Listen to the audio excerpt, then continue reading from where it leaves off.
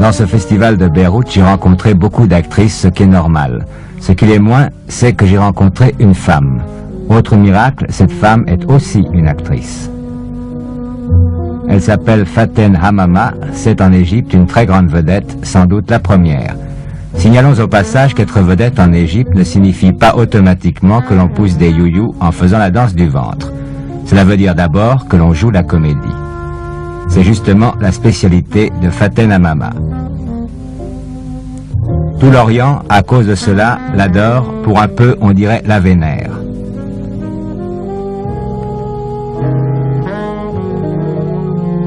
Ce jour-là, à Saïda, l'ancienne Sidon des Saintes Écritures, nous nous sommes sentis l'âme très orientale.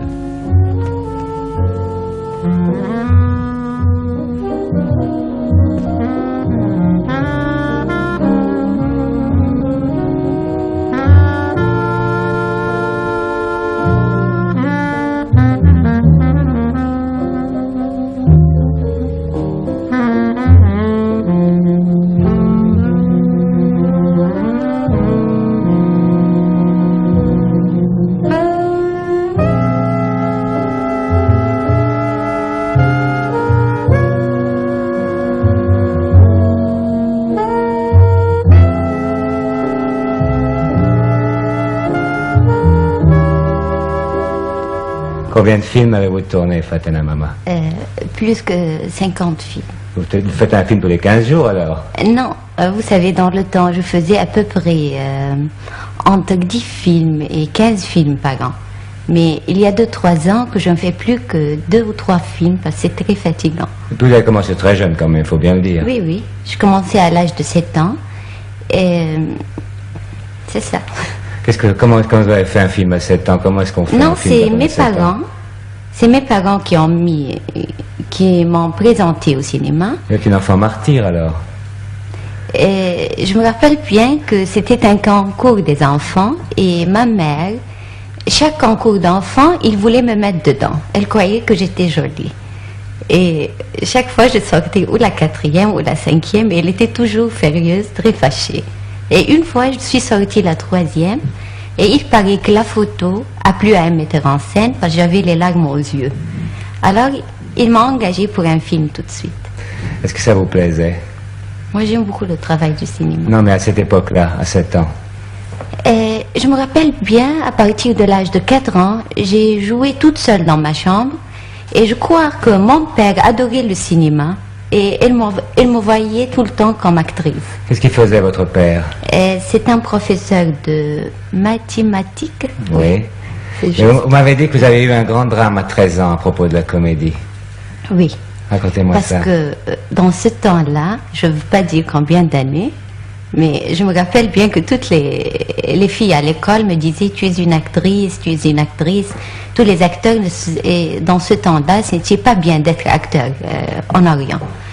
Et je suis rentrée à la maison et j'étais un peu amoureuse d'un jeune garçon qui me disait « je ne t'épouse pas si tu ne cesses pas de jouer au cinéma ». À 13 ans, votre vie était brisée alors? Oui, je commençais très tôt. Ah oui. Et par la suite, ça s'est arrangé? Vous avez abandonné l'amoureux et continué le cinéma? Non, j'étais chez mon père, j'ai pleuré, je lui dis je ne veux plus travailler au cinéma. Évidemment, je n'ai pas osé lui dire pourquoi parce que on n'accepte pas que la fille soit amoureuse en Orient. Et mon père, il m'a dit, tu es complètement libre, mais pense bien que tu as une carrière et tu es bien, il faut penser à ça. Et en même temps, mon frère aussi a été contre le cinéma, il était 2 ans plus âgé que moi. Mais enfin, et après ça, j'ai essayé de travailler de nouveau et je rentrais à l'école du théâtre. Mais je n'ai jamais joué au théâtre. Mais je sais qu'aujourd'hui, maintenant, c'est très différent, qu'une actrice, c'est au contraire, elle est très bien considérée. Oui. Mais vous avez des souvenirs précis, à part ceux de votre première enfance, de l'époque, justement, où une actrice était mal considérée. Comment est-ce qu'on les traitait? Qu'est-ce qu'on leur disait?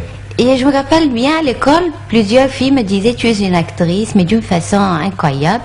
Et je me rappelle bien, un acteur ou actrice, en ce moment, ne pouvait pas donner... ne peut pas... Comment on dit ça en français? Voter. Oui. C'est juste? Oui, voter, c'est juste. Voter. Elle ne pouvait pas voter? Non, c'était quelque chose comme ça, un acteur, une actrice. C'est un petit peu infamant. Oui, mais il y a 8 ans ou 10 ans que vraiment des acteurs très bien vus maintenant en Orient, même la plupart des gens ou la plupart des filles veulent être une actrice. Mais moi, après cette histoire-là, j'ai essayé d'être toujours très correcte et devant tout le monde, j'étais bien et toutes mes rôles sans été la fille sérieuse et bien et tout. Justement, on a l'impression que c'est un peu à cause de cette attitude qui rappelle celle du temps de Molière, où on n'enterrait pas les acteurs, que vous êtes aujourd'hui comme vous êtes. C'est-à-dire que on dirait que vous luttez non seulement pour jouer bien la comédie, mais pour prouver que votre métier est honorable. C'est ça? C'est ça, et je crois que j'ai réussi pour faire ça. Ouais. Vous avez besoin d'être estimé par les gens? Estimer, que ça veut dire Aimer, admirer, oui.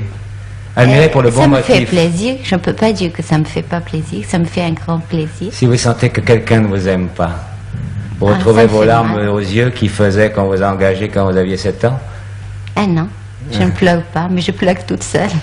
Moi je crois qu'on crée son public, c'est-à-dire, si vous voulez, les hommes sont ce que les femmes les font, et les publics sont ce que les acteurs les font. Si les acteurs se tiennent bien, le public est bien. Oui. Si un homme se tient mal, une femme se tient mal, l'homme est mal. C'est la même chose.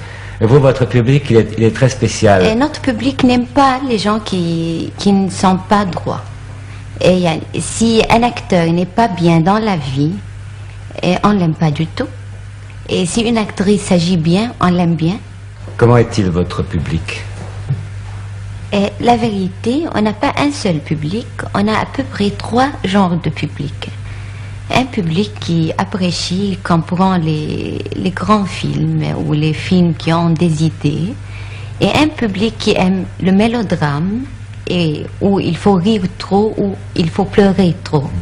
Et un public qui commence la vérité, comme public. Et on essaye de faire des films de première classe, et on perd toujours parce que on ne peut pas gagner avec ça. Les mélodrames marchent très bien en Orient et les films comiques marchent très bien. Est-ce qu'il vous écrit? Ah oui. Vous écrivez beaucoup? Oui, beaucoup de lettres. Qu'est-ce qu'on vous dit? On vous confond avec vos rôles? Oui, il y a des gens qui se fâchent si je fais un film et je suis une vilaine dedans. On se fâche de moi, on n'accepte pas ça. Et vous le dites comment? Je dis, il faut bien qu'un acteur change. Oui, mais eux, ils vous disent quoi? On n'aurait pas cru ça de vous? C'est pas toi qui fais ça, tu es bien, il faut pas que tu fasses ça et ça et ça. Est-ce qu'ils vous demandent des conseils, le public? Oui. Et la plupart des lettres, c'est des filles qui m'écrivent des lettres. Et la plupart, c'est des questions d'amour, et je ne sais pas. Parce qu'encore, on a en Orient, c'est pas comment en Europe, la fille ne peut pas être très libre.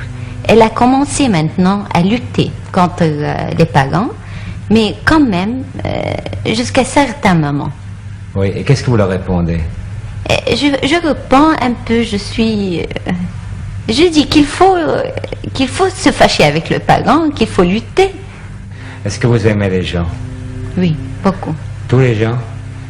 Et les gens bien, les gens qui ont un cœur. Ah, et à quoi est-ce que vous voyez qu'ils ont un cœur? Comment? Comment est-ce que vous voyez que quelqu'un a un cœur? Ça se voit tout de suite. Ça se voit tout de suite? Oui. Vous avez besoin de les comprendre, vous avez besoin de savoir ce qui se passe autour de vous?